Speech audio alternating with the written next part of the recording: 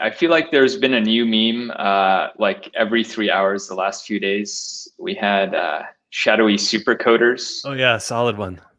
and then everything's rebranding to FTX, and so that's a meme now. There's also a good morning meme going around. It's just GM, and I don't know what it is, but like everyone's doing GM on crypto Twitter now. So GM, everyone. GM Andy.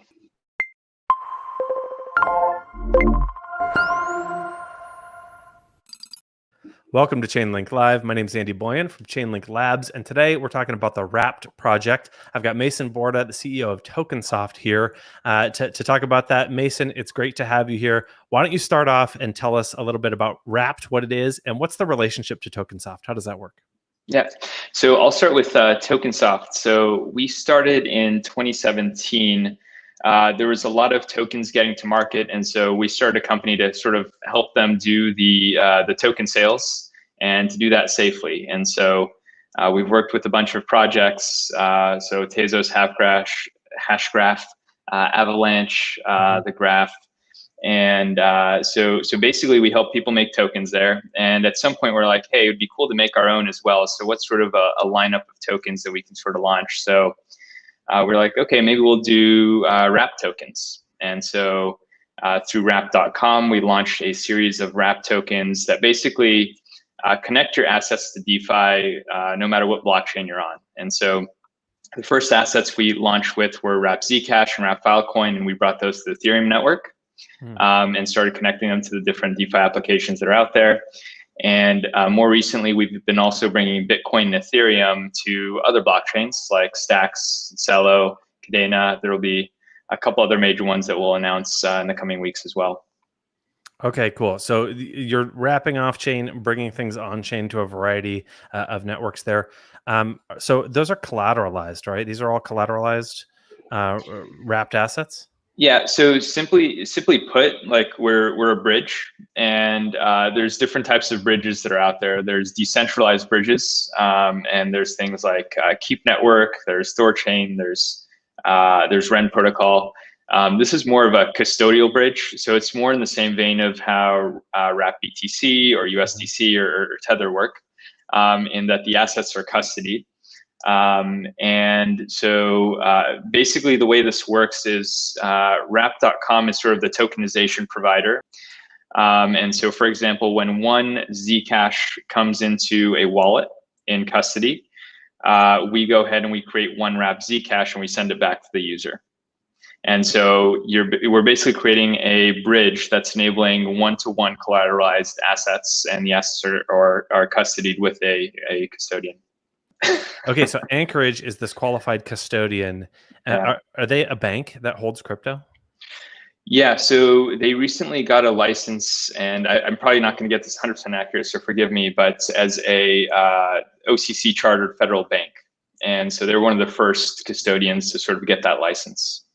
Awesome. Juan isn't my man in the chat. Go find an announcement that explains what Anchorage does if you can, because that's a really interesting distinction here is that a bank has the authority, or a crypto company has banking authority to manage crypto keys for somebody and then actually use those to create wrap tokens on chain. That's a really interesting use case and something that separates it. Can you talk a little bit about like what is a qualified custodian? What differentiates them from me? Like I got a wallet, I can hold assets, but how is that different?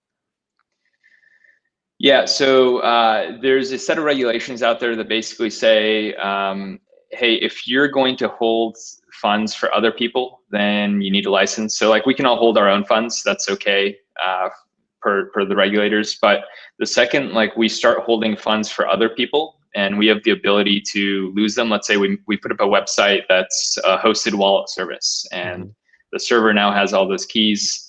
Well, just by virtue of doing that, the server also has the ability to lose everyone's funds. And so anytime you're in that situation, you're holding other people's funds and you have the ability to lose them, you need a license. And so there's different types of licenses. There's the money transmitter license, which is state by state. And if you get that, you can now hold other people's funds. And then the more higher caliber license you can get is this, get set up as a federal bank and be a custodian.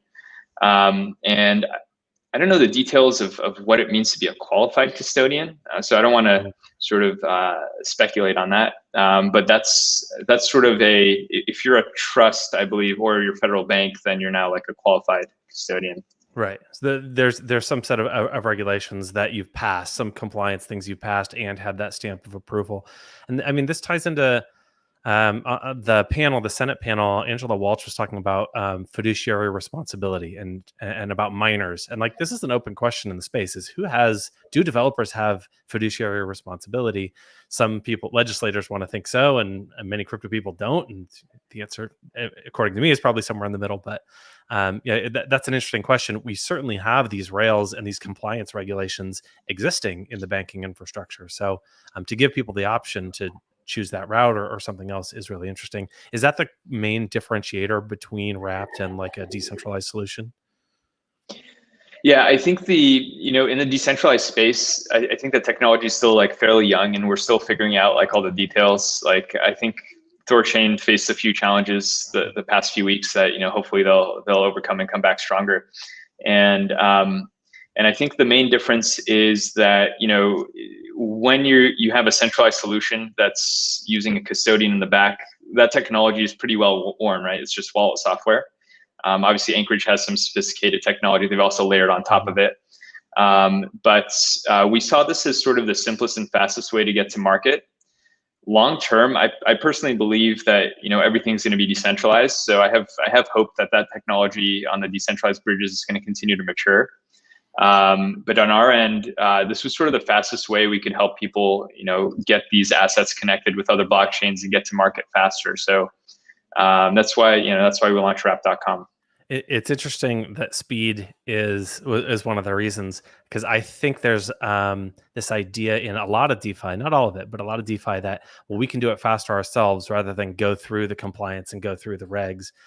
Maybe, right? That depends on the project. It depends on the route you choose to go. I think there's a lot of different options there. Well, we're talking to you because you guys integrated Chainlink for the Wrapped project. How are you using Chainlink? Yeah, so one of the big things that we do is we get these wrapped assets integrated with different DeFi applications. And these might be applications that are doing different farming programs to help drive liquidity into their apps. So we have basically this pipeline of different apps we want to push our assets into. And one of them that we ran into was Aave. And Aave needs sort of on-chain price oracles to be able to, integrate different assets. And so at some point, we were like, okay, we really need some sort of oracle service to partner with. And that's when sort of Chainlink came up.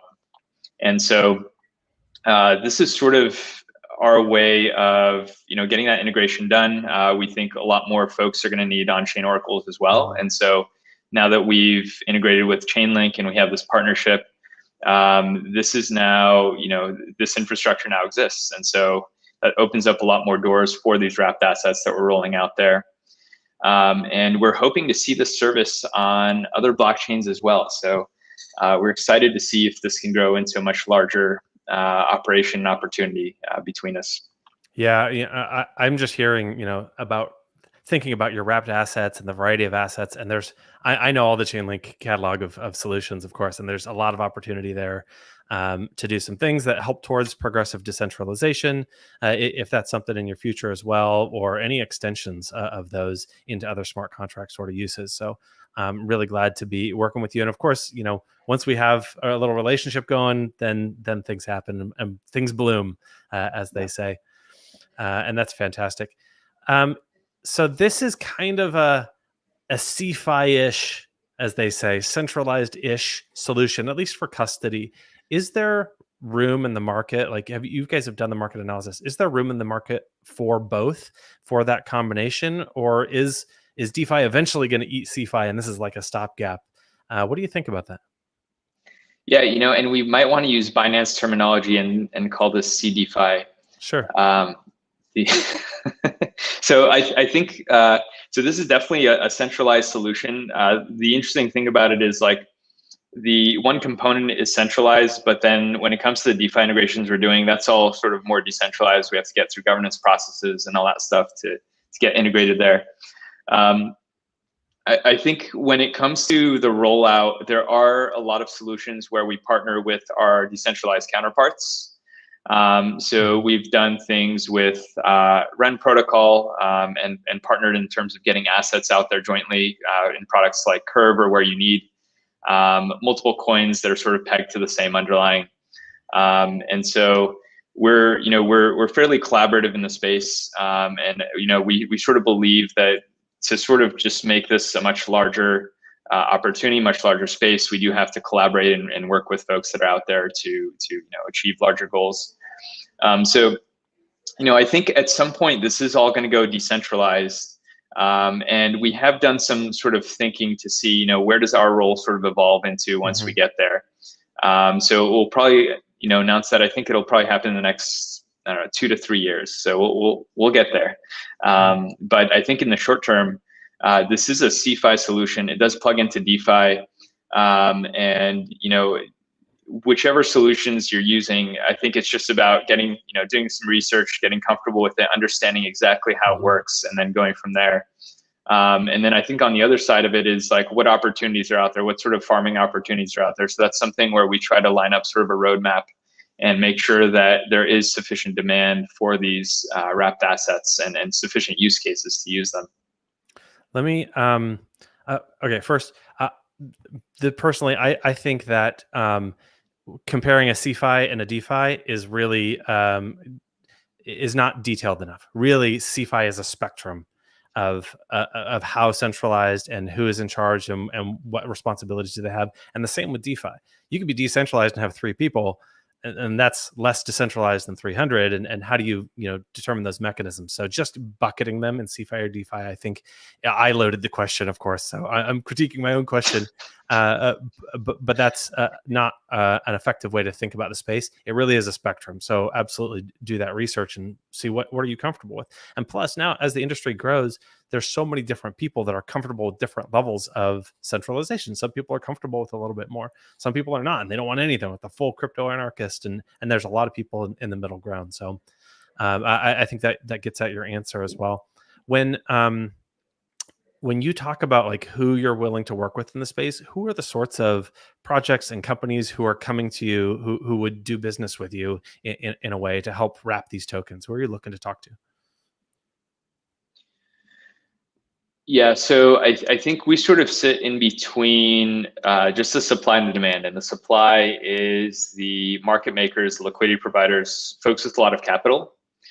And then on the other side of it is the DeFi applications. And are there use cases to sort of drive the demand for wrapping and to bring the assets onto other blockchains?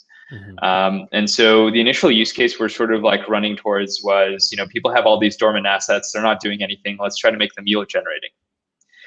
And so that's why Wrap Zcash and Wrap Filecoin came out, was because we wanted to help provide that link and provide opportunities for people to figure out how to, I don't know, perhaps you want to take out loans and unlock some capital from your capital that's not doing anything.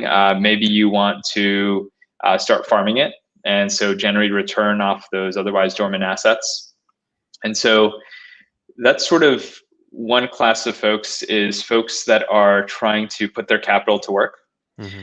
On the other side, just like people that want to take advantage of our opportunities, anytime you have a single asset in multiple markets, in this case, they're assets that are pegged to the same underlying in multiple markets, that's going to create revenue generating opportunities, because markets are new. The prices are going to fluctuate more in these newer markets. The older markets are more mature, more liquid, and so they're a little bit more stable. And so when we go and create new markets, that also creates new opportunities for market makers that want to help stabilize the price and maintain, I guess, just generate capital from those ARB opportunities.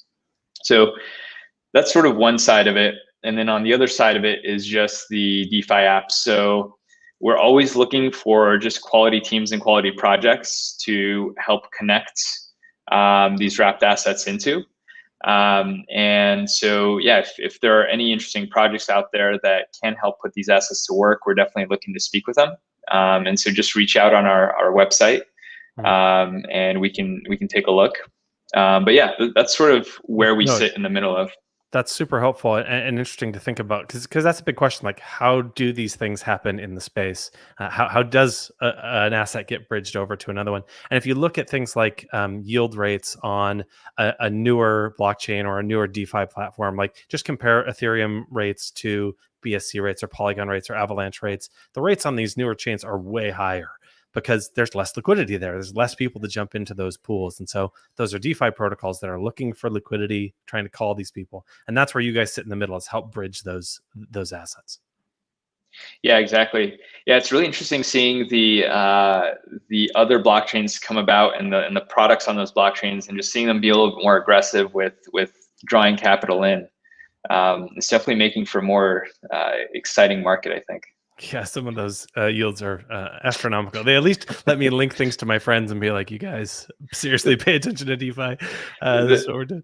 The biggest lesson I learned about like how those yields work is like when the pools are small, that percentage goes up a lot more than it's supposed to be. And then when the liquidity comes in, it stabilizes at the number it's supposed to. And so some of those numbers, they like look really good, and then you just watch them and they look really good for maybe a week. Then the liquidity comes in and it stabilizes. So it's I've been learning a lot. Well, with the size of DeFi, it's still relatively small compared to any traditional markets, and the crypto market as a whole. It's still like a fraction of the total value available. And so when big market movers come in, that makes a serious impact on various DeFi protocols, whether it's rates, network congestion, all sorts of things in there. So you can see it happen in real time, especially if you're farming and you see one rate and then you check a couple of days later and it's way down, right? That's what happened. More people came into the pool. It's really kind of a live space to watch the Wild West happen. Yeah, and the interesting dynamic there is more people come into the pool, so like the TVL skyrockets, which is good for the project, and it's good for the underlying coin that is being farmed. But then people complain about the rates, and the thing is, like, your token is probably worth a lot more now because the TVL is a lot higher. So yeah, well, it's the constant like dealing with community and what does community want and how do you manage that and deliver a good product and doing all that at the same time. This is crypto landscape in general. So I'm part of what we all do together. Hey, I appreciate everyone here watching. We're having a cool conversation about DeFi and the yield farming landscape with Mason. Do you have a list of assets that are coming up that are publicly known that you can talk about? Like what else is going to be released on what chains, or are those kind of like things? Anyways, actually tell me what's next on the roadmap, and then you can tell me if there's token releases coming out on other chains, if that's part of it. Yeah, the best way to do it is to check out our website. And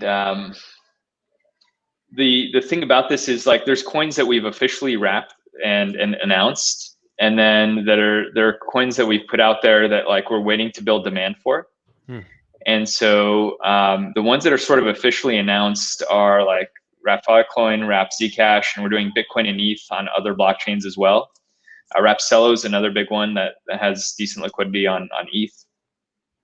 And so you can check out our website, but if there's significant demand for other assets, especially on Ethereum, we'd love to hear about them because that's very interesting to us. We definitely want to work with assets where people are putting them to use and developing new use cases for them.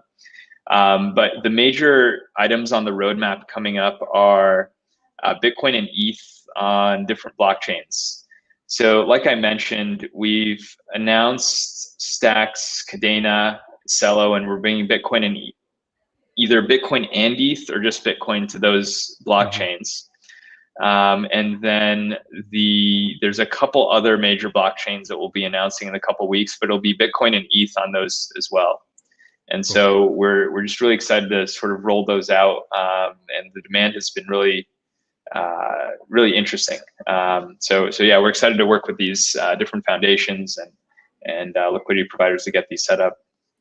This is like a microcosm and economics, experiment live that we're experiencing right now. Is what happens when you take a liquid. They're liquid assets now. Especially you can take your Bitcoin and ETH and you can cash out in most places and get whatever fiat dollars you want. So what happens when you get these liquid assets and deposit them into a brand new economic system? We're watching that happen. So I'm really excited to see the economic research that comes out of all this as well. just to see the models as people do that. You know, as people with whatever those holdings are, Bitcoin, Ether, whatever it is, they want to do something with it that can launch, like seed an entire ecosystem on whatever blockchain it is. And we're seeing more and more blockchains launching and getting their DeFi infrastructure ready. As Chainlink goes out to blockchains, we just went live on Avalanche last week with native price feeds as well. So hey, move it to Avalanche. That's my pitch for you. I see that. We'd love to do that. Awesome. Well, so it sounds like that's what's on the roadmap. This has been really great, Mason. Nice to connect with you. Where can people follow you? Where's the best way to kind of get in touch with the team and the community? Yeah, so definitely follow, either sign up on wrapped.com for the mailing list, and you can follow wrapped.com on Twitter. The handle is wrappedfi. So that's wrapped FI. It's all down in the YouTube description. They can go get it. Go down and go get it, everybody. That sounds good. All right, cool. So updates on Twitter and follow the newsletter. Mason, I appreciate you coming on, man. It's nice to chat with you and kind of meld minds on some DeFi stuff. Maybe we can talk again sometime when you guys have another launch. I'd love to reconnect. Absolutely. Thanks so much for having me. Awesome. I appreciate you being here, man. All right, everybody. I need to talk to you for a second. That was Mason. Awesome to have you here, man. Hey, everybody, please help me out. Like and subscribe down below. We do these AMAs with cool projects every week, except not next week. Next week, we are going to have SmartCon, August 5th through 7th. It is our massive conference, virtual conference that is jam-packed full of great content. But seriously, like and subscribe to this YouTube channel, because the week after we'll have even more of these. Come learn about new projects, get a little alpha which was in Mason's talk. If you were paying attention closely, you can find some secret sauce in there as well, which we love. Follow the Chainlink Twitter, of course, and join our communities. Discord and Telegram is where you can connect with Chainlink DevRel and Chainlink community members and be a part of all the cool things that we have going on. Everybody, this has been Chainlink Live. My name is Andy Boyan. Thank you again for coming, and we'll see you next time. Bye.